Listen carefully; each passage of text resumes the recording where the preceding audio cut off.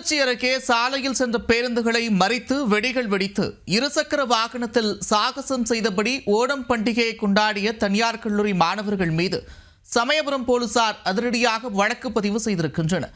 ஓணம் கொண்டாட்டம் என்ற பெயரில் மாணவர்கள் செய்த அட்டகாசம் என்ன?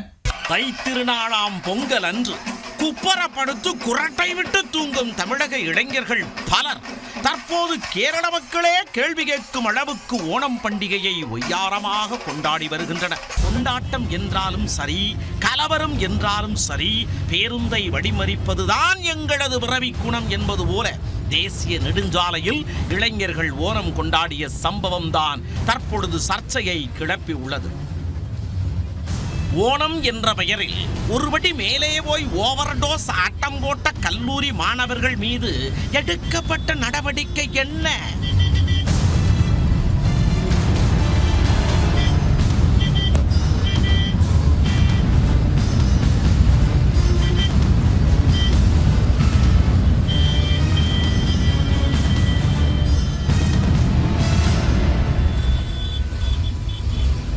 இருசக்கர வாகனங்களில் சாலைகளை மறைத்தபடி எக்கு தப்பாக வரும் இவர்கள் ஏதோ கலவரத்தில் ஈடுபடப் போவது போல் தென்பட்டாலும் இவர்கள் ஓணம் கொண்டாட்டத்தில் ஈடுபட்டுள்ளார்கள் என்பதே உண்மை.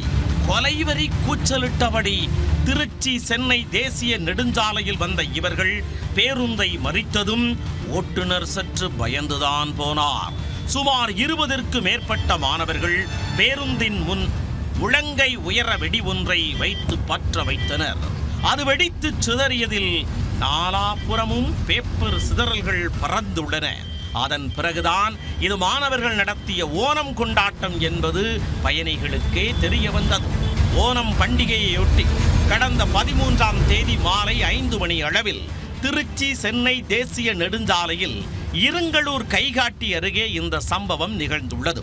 திருச்சி மாவட்டம் சமயபுரம் காவல் நிலைய எல்லைக்குட்பட்ட தனியார் கல்லூரி மாணவர்கள்தான் அச்சுறுத்தும் வகையில் இதுபோன்று நடந்து கொண்டுள்ளனர் என்பது தெரிய வந்துள்ளது.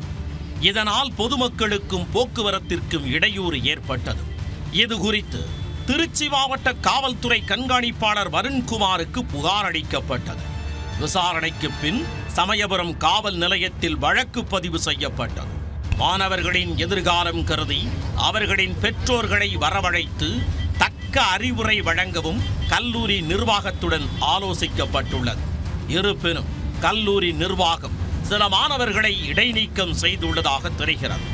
இதுபோன்று பொதுமக்களுக்கும் போக்குவரத்திற்கும் இடையூறு ஏற்படுத்தும் விதமாக கல்லூரி மாணவர்கள் செயல்பட்டார் அவர்கள் மீது கடும் நடவடிக்கை எடுக்கப்படும் என திருச்சி மாவட்ட காவல் கண்காணிப்பாளர் வருண்குமார் எச்சரித்துள்ளார்.